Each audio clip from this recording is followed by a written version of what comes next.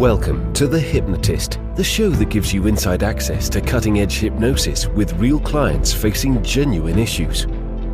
Brought to you by the hypnotherapist demanded by celebrities, CEOs, and even royalty, Adam Cox. These recordings took place live from Adam's clinic in London's world-famous Harley Street. This podcast features powerful hypnosis, so do not listen while driving or operating machinery.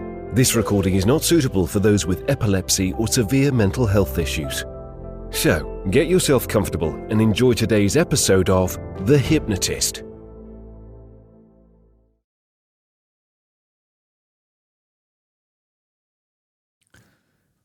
Hi, it's Adam here, and in this episode of The Hypnotist, you're going to be listening to a hypnosis session created for a client that was struggling to give themselves the level of self-care and attention and appreciation that they needed. So in this particular session, you're going to hear lots of direct suggestions that are designed to enable this individual to prioritize their self-care, to put themselves first, to look out for their own interests. And many people struggle to do this, partly from the perception that they're not worthy of self-care, that they somehow, it's a selfish thing to do, to kind of put themselves first. But when you start thinking of self-care from the perspective that you can't pour from an empty cup and you can't give assistance or help to others if you're not looking out for yourself, it takes on a whole different connotation. So this hypnosis session is really designed for you to give permission to yourself to give yourself the kind of self-care that is actually going to be useful. Because sometimes people might do something that isn't really self-care for them, but it feels like an act of love or connection. So overeating, for example, or sometimes drug taking or smoking can feel like self-care. But the best way to evaluate self-care is it an act of love, and does it have a caring approach, and is the consequences good in the short term and the long term? And that's really the ideal act of self-care, things that feel good and will help you to be even better in the long term. The ideal way to listen to this would be to find a quiet place where you won't be disturbed, to relax and enjoy the session.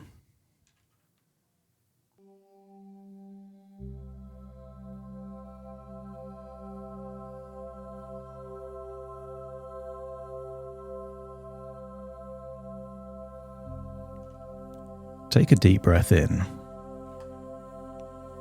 and as you breathe in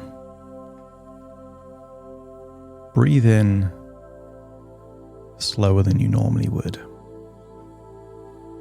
And as you exhale,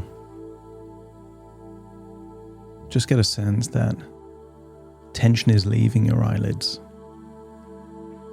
and that you could relax those tiny muscles around your eyes. As you breathe in, just imagine breathing a wonderful feeling of resourcefulness. And as you exhale, just allow any feelings of tension, stress, or worry to leave your body in your outward breath.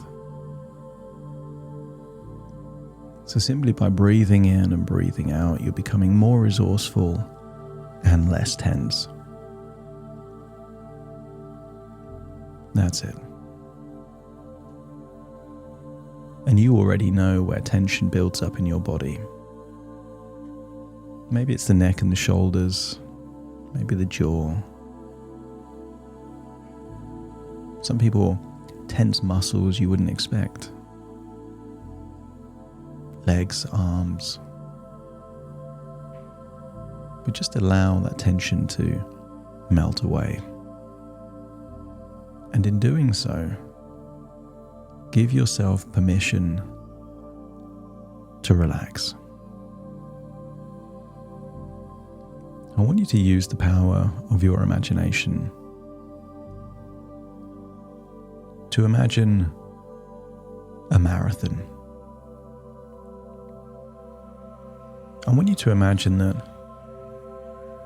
if you had never ran a marathon before, it might be daunting to run a marathon. But if you had run many marathons before, it would be less daunting because you know that it's possible for you to do it. But this isn't any marathon. This is an emotional marathon. The challenge here is not distance, speed and time. It's a feeling of overwhelm. A feeling that you can't handle it. But I want you to think of all of those other emotional races that you've already run. And what if they weren't setbacks? What if that was training? What if that was training to help you prepare for longer and longer races? To build up your emotional stamina? To increase your emotional fitness and emotional resilience? That actually it was preparing you rather than hindering you. And I want you to imagine thinking of all those moments as preparation and starting this race of emotional resilience. I want you to feel that you're wearing the right kind of clothes, trainers for a race. Maybe imagine with trainers, tracksuit. And in the same way that running a marathon would be more difficult if you were running in stilettos or brand new shoes compared to training shoes. It'd be difficult to run a marathon in a dress. I want you to start thinking of these emotional challenges, that there are things that you can do to help you prepare,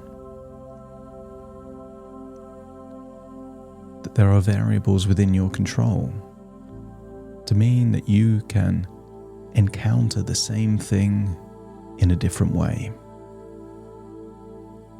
And sometimes all it is remembering that you've done things like this before. And as you start this race, I want you to get a sense of building up momentum. And I want you to imagine at some point in the race there's a feeling of tightness in maybe a leg muscle, maybe a calf. To carry on running when there is a physical sensation doesn't make sense. Taking a break, having a stretch, loosening up that cramped muscle. It might slow you down, but it will help you get to the destination, get you to that finishing line. And sometimes these emotionally overwhelming events may just need a moment of taking yourself temporarily out of that situation. Time to think, reset, reevaluate. Because there are times that it makes sense to pause the race and then keep running. And there are times that it makes sense to just leave the race and come back another day. And I want you to unlock that feeling of being able to trust your intuition as to what's the right thing to do. To pick your battles, to know when to keep running your race, to pause for a moment, or to leave and come back another day. But I want you to imagine in this emotional marathon you've felt that tight muscle, you've released the cramp, You've carried on running and you've got to the finishing line. A long, arduous race, way beyond your limitations. Doesn't recovery make sense? Nutritional recovery, giving you the liquids, the salts, the protein that your body needs. Wouldn't your body need rest?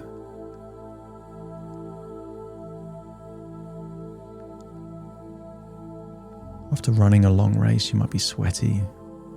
I want you to get a sense that self-care is intuitive if you were to run a real marathon. And so it's also intuitive when you're running these emotional marathons. And I want you to imagine you're recovering back home after an emotional marathon. Perhaps you can imagine yourself resting on a bed, sitting on a sofa, a place of recovery and recuperation. And I want you to accept certain ideas that would be useful for this period of recovery. You are worthy of self-care, and you deserve to take care of yourself. You are important and deserve to feel good about yourself.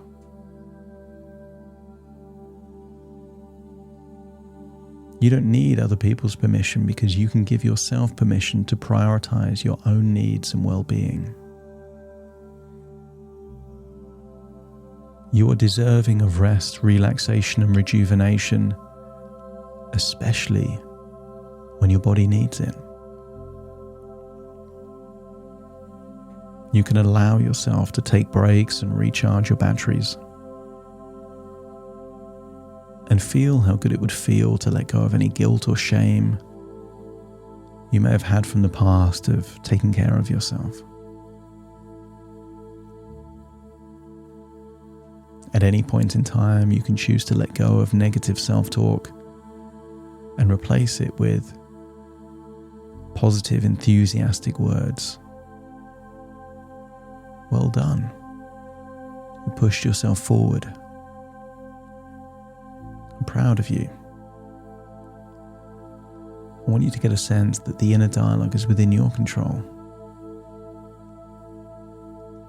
You can trust yourself to make decisions that are in your best interest. And sometimes that best interest is to keep running your race. Sometimes to take a break, and sometimes to leave the race and come back another day.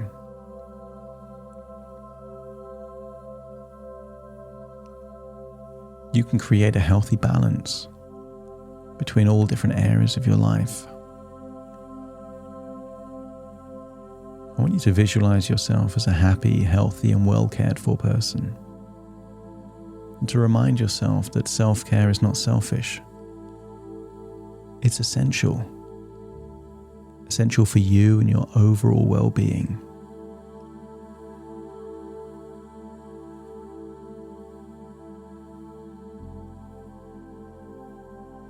You can let go of comparing yourself to the past. The only person you're comparing yourself to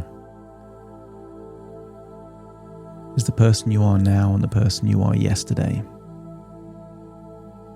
which enables you to focus on small, manageable self-care actions that feel enjoyable and sustainable, that you focus on progress. And self-care and rejuvenation are essential in progress. When people exercise, they ache. The recovery is just as important as the exercise.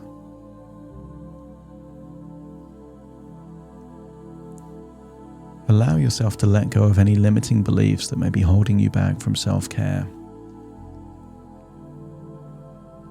You can prioritize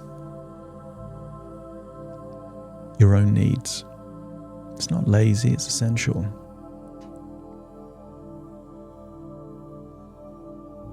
Allow yourself to indulge in activities that bring you joy and happiness. Maybe that's watching TV, reading a book without any guilt or shame. You can do what you choose to do just because you want to do it. Celebrate your progress and your accomplishments, no matter how small they may seem.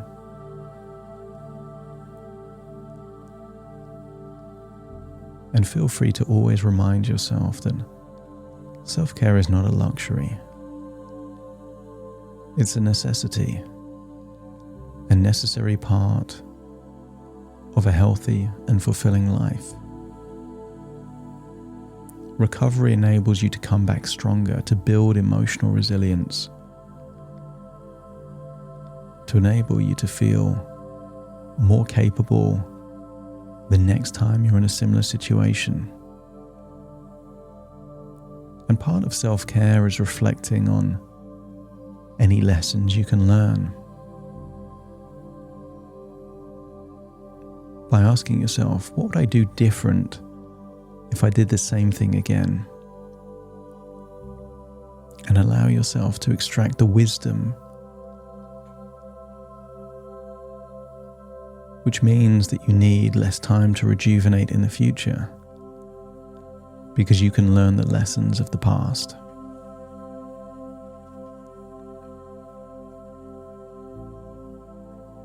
You are worthy of self-care. You deserve self-care. You need self-care. And if all parts of your subconscious mind now agree that this isn't selfish or lazy, but necessary and useful, just let me know by nodding your head. That's it. And take a deep breath in through your nose and out through your nose. Feel like you're returning to the present, listening to my voice. Just wiggle your fingers, wiggle your toes. Get a sense that you're returning back fully to the present and exactly where you are right now. But when I count from 1 to 10 to awaken you, you will awaken feeling resourceful, motivated, and a desire to push yourself forward, but with the ability to allow your intuition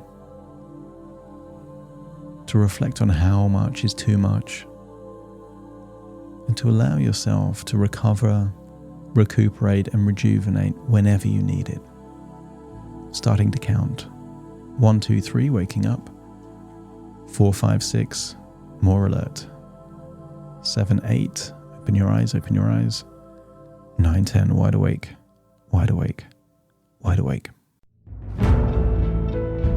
Thank you for listening to The Hypnotist with Adam Cox, the show that gives you inside access to cutting-edge hypnosis with real clients facing genuine issues. To automatically receive the latest episodes, please subscribe. If you'd like to support the show, please share this episode with just one friend you think it could help.